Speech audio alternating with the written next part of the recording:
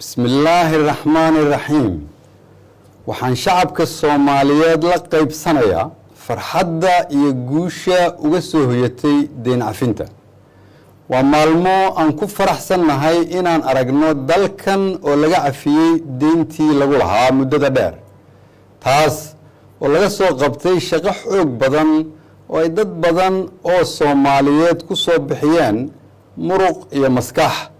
si aan u soo gaarno meesha aan maanta joogno waxayna kulligood mudan yihiin madax hore iyo howlwadeenno hore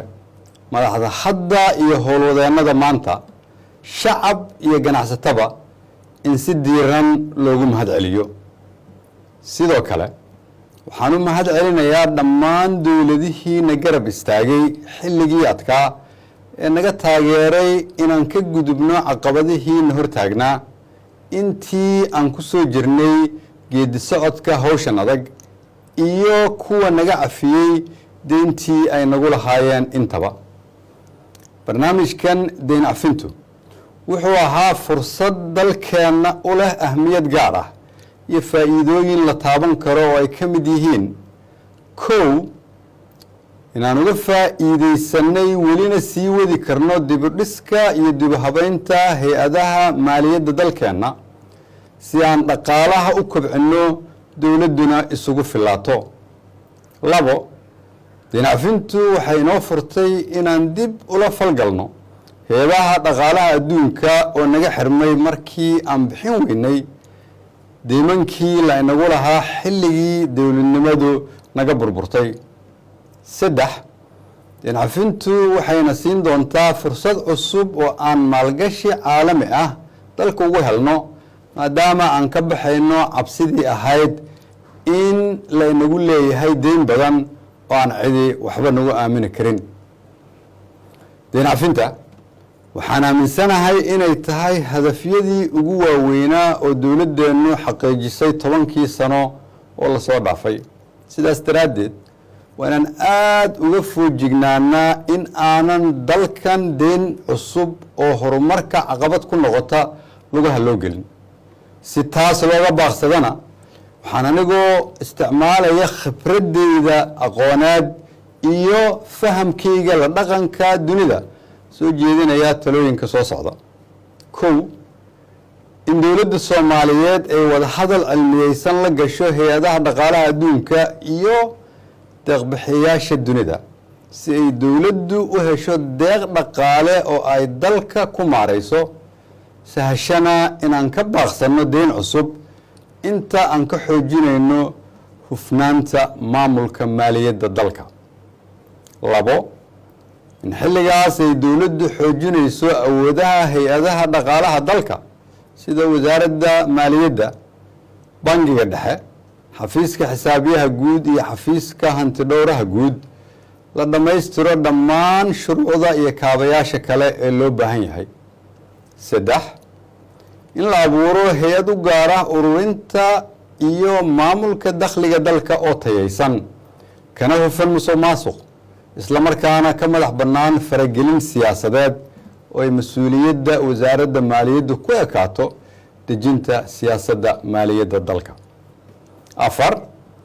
in la adkeeyo hufnaanta hay-adaha dhaqaalaha oo dhan lana abuuro nidaam aan siyaasadaysnayn cadaalina ah oo lagula dagaalamo musuqmaasuqa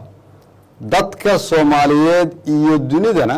ku dhiirigeliya inay dalkan maalgashadaan shan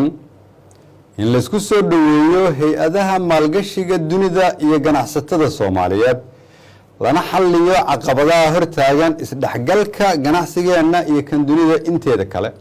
gaar ahaan wax kasta oo fududeynaya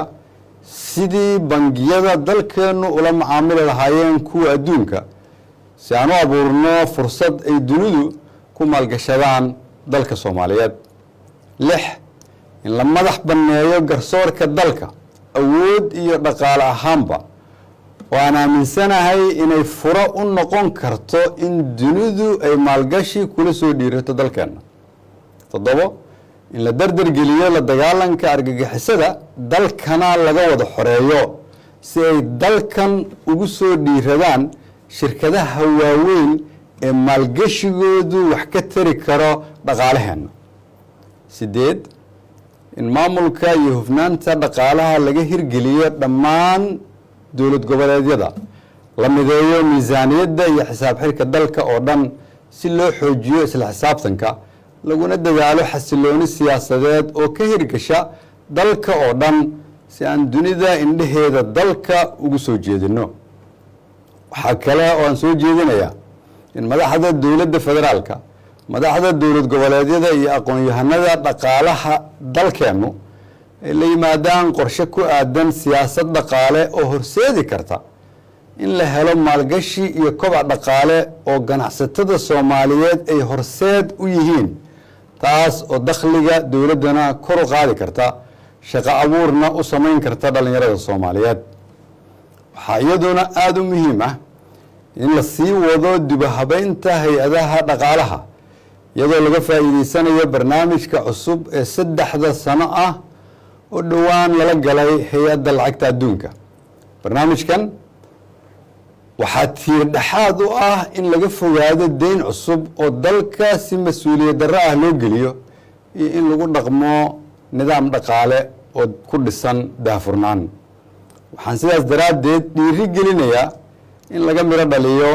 qorshaha barnaamijka cusub ee hay-adda lacagta adduunka. ugu dambeyntii waxaan rajaynayaa inaan la nimaado qorshe dhammaystiran oo fursaddan loogu adeegsado sidii ay wax uga bedeli lahayd nolosha shacabka Soomaaliyeed meel kasta oo ay joogaan. waa mahadsantihiin. allaha guuleeyo ummadda Soomaaliyeed.